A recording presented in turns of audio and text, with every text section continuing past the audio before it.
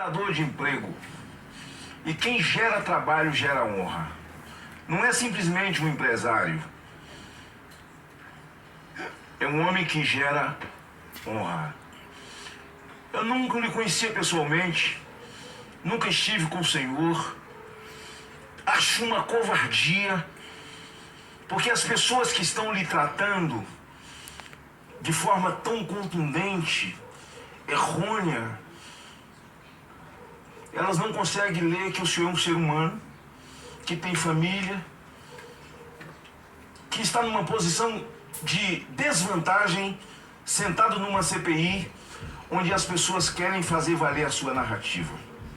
Mas essas pessoas acham que nós, ou que eu, vou falar de mim, que eu sofro de amnésia, e eu não sofro. Eu quero lhe perguntar, o senhor pode me responder se o senhor fez acordo de leniência? Já fez algum acordo de leniência?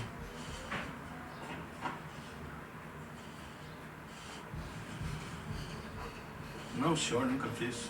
O senhor não fez porque o senhor não fazia parte do quadro de empresas que assaltaram o país nos governos Lula e Dilma. O senhor, por acaso, tem uma lista de quem o senhor deu dinheiro mensalmente e com apelido na sua empresa? O senhor tem essa lista? Não tem. Pois há uma lista enorme. Eu não sofro de amnésia. Daqueles que fizeram acordo de leniência, assumindo que assaltaram o Brasil, que roubaram o Brasil. E por uma questão de respeito, tem gente que não respeita ninguém. Eu não vou dar o nome daqueles que estão na CPI e meus apelidos. Mas isso sim merece um Google. Lista da Odebrecht com apelido. O senhor não tem. Quem se elegeu sem ser ajudado? Ninguém ajudou o Lula. Os bancos não ajudaram o Lula. Quem é que financiou essa gente? Mas pagou um ônibus, pagou 2 ônibus, um filho seu, sei lá quem, que citaram sua família aqui de forma desnecessária. E isso já enseja ilegalidade porque não está no escopo.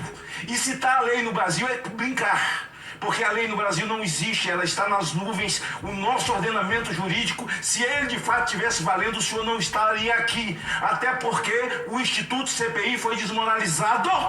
Foi desmoralizado.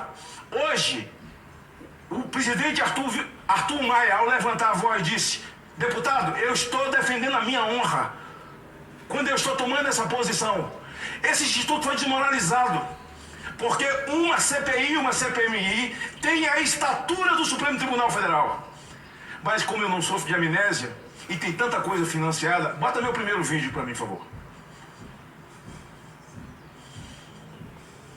Dia 8 de janeiro? Não, esse é o último, esse é o último, esse é o último. Não é esse não. Porque em todos Não é esse do Musco, não. Esse é até desde o surgimento da urna... Não é esse também não. Eu quero o primeiro. Tá falando. Eu quero esse. Promovida e paga pela Põe, eu quero o áudio. Volta aí. Volta aí. As reformas Não. Põe do começo e põe áudio. Promovida e paga Que Record deve ver. pela força sindical. Os Não, põe do começo. Uma saída do por presidente favor. Temer e eram cumpridos. Põe do começo, por A favor. manifestação foi promovida e paga pela CUT e pela força sindical. Os manifestantes pediam a saída do presidente Temer e eram contrários às reformas trabalhista e da Previdência. O protesto terminou em vandalismo. A manifestação começou com uma caminhada do estádio Mané Garrincha em direção ao Congresso. O protesto, organizado e pago pelas centrais sindicais, parou o trânsito na cidade. Só a força sindical trouxe 800 ônibus com manifestantes a Brasília, segundo o deputado Paulo Pereira da Silva. Mas quando chegaram na esplanada, alguns grupos conseguiram furar a revista da polícia. Foi quando começaram os confrontos. Os policiais reagiram com spray de pimenta, golpes de cacetete e bombas de gás lacrimogênio. Mascarados atacaram com bombas caseiras, pedaços de pau e pedras.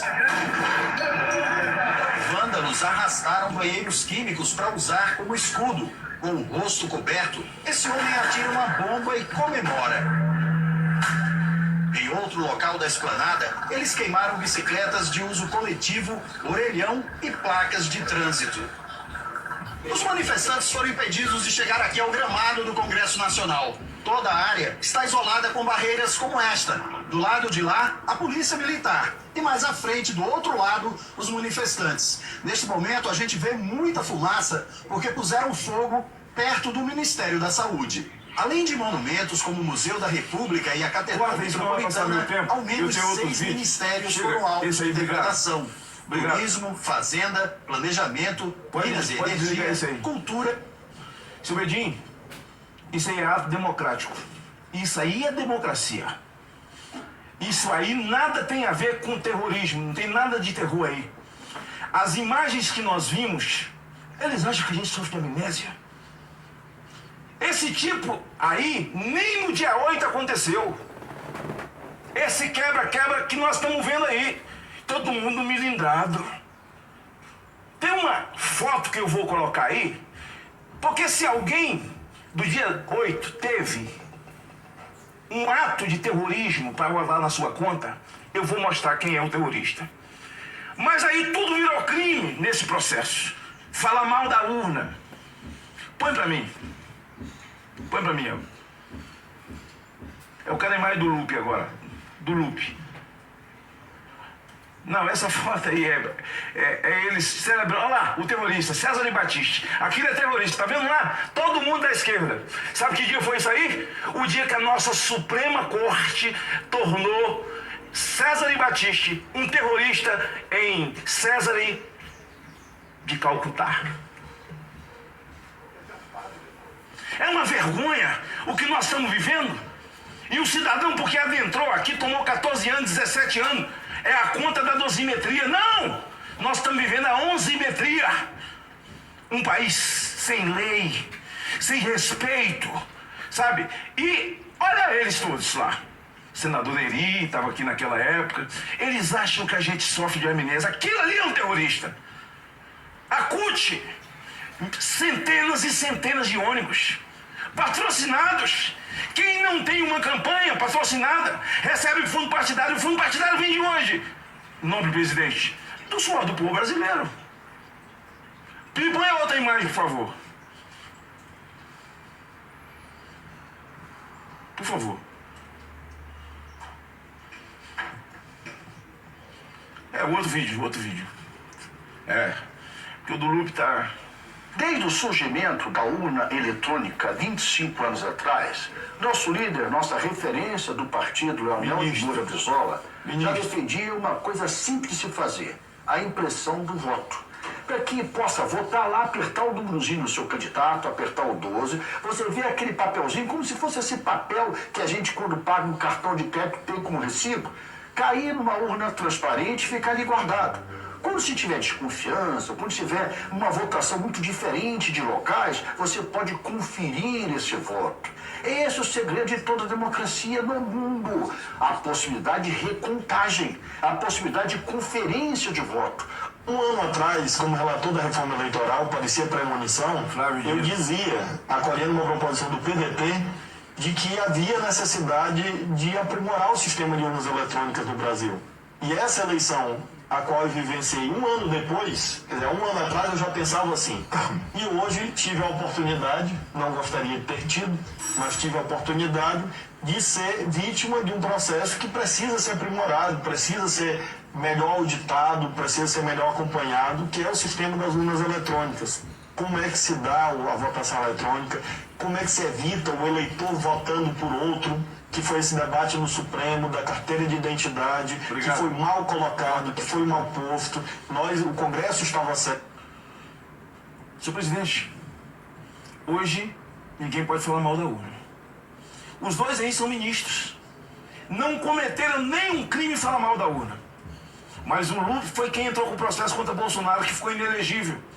Dentro do Senado Federal, o ministro Lewandowski, essa figuraça que eu soube agora, que está até muito bem empregado, rasgou a Constituição, cuspiu e deu direitos a Dilma.